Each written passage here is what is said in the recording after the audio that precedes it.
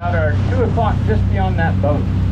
Now, Waimea in Hawaiian means reddish brown waters. That's because when it rains really good up in the Waimea Canyon, all that red dirt flows into the Waimea River and eventually into this bay, turning the waters reddish brown.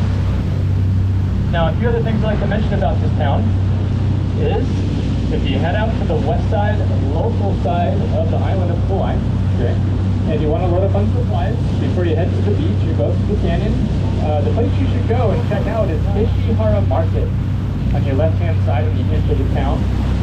They're usually only open till like 2 or 3, but if you like aki poke or California rolls, they have an excellent food counter and you're going to have quite the selection. I want to say they have 10 to 15 different types of poke.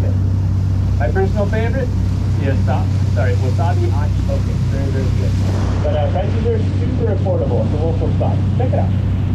The historical significance of this town is that this is where Hawaii had their first tourist or visitor. His name was Captain James Cook, and he landed here in 1778. The first outsider to interact with the indigenous Hawaiian population, Captain Cook. His visit over here on Kauai was peaceful. He eventually continued on with his expedition and tried to go find the Northwest American Passage. That is basically a shortcut through the Arctic back to Europe. Now, when he got up there, the snowpack was coming in. His crew got really cold, didn't have a really nice, comfortable cabin like he had, so he decided to pull a U-turn, and that's when they started thinking about what they called the Sandwich Islands, which is Hawaii. So they decided to come back the following year, 1779, but on that visit, they decided to go to the Big Island, the island furthest east in the main Hawaiian chain.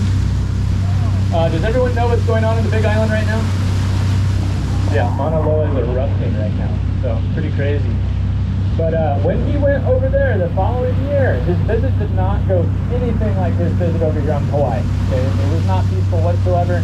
That's because his mast broke off his boat. He had to make repairs on his vessel, and his crew stole wood from a heiau. So they stole wood from basically a Hawaiian religious site to make the repairs. The Hawaiians didn't like that whatsoever. They retaliated, and they stole Captain Cook's skiff. Okay, that's his little tiny boat that he used to get back and forth between shore and his ship. And that's what Captain Cook decided to escalate things with the Hawaiian people. He was absolutely outraged by this. He decided to go ashore with his Marines with muskets loaded, kidnap the king of the kingdom of Kauai, use him as ransom in order to get back his little tiny skiff. As you can imagine, didn't go that well. Okay, so they got face to face with the Hawaiians. One of his men that had those muskets panicked, fired the musket misfired. Okay, the bullet came out and simply bounced off the vest of one of the Hawaiian men. And that's when the Hawaiians looked at these white guys with their guns and thought, you know, maybe they're not as powerful as we once thought. So they charged them in order to get their king back. And to put it lightly, Captain Cook and his 2 Marines were hit repeatedly on the head with a rock, and that was game over for them. That's right, they lost their lives over there on Big Island. If any of you ever go to Big Island, you go to the west side, go to like kind of Kona region, you go south a little bit, you can go to Cook's Bay. Okay, if you go for a kayaking trip or a boat ride, you can see the monument as to where Captain Cook was killed, 1779.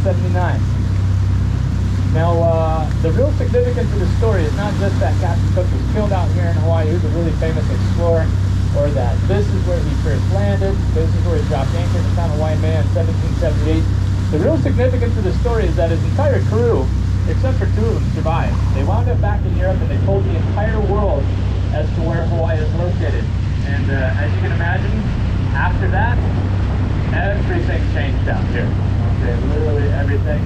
For the indigenous Hawaiian population, definitely not for the better. Okay, it's a very similar story as to what had happened throughout the world for a lot of indigenous cultures that were isolated. So, yes, when foreigners started coming into Hawaii, the Hawaiian population was absolutely decimated by disease.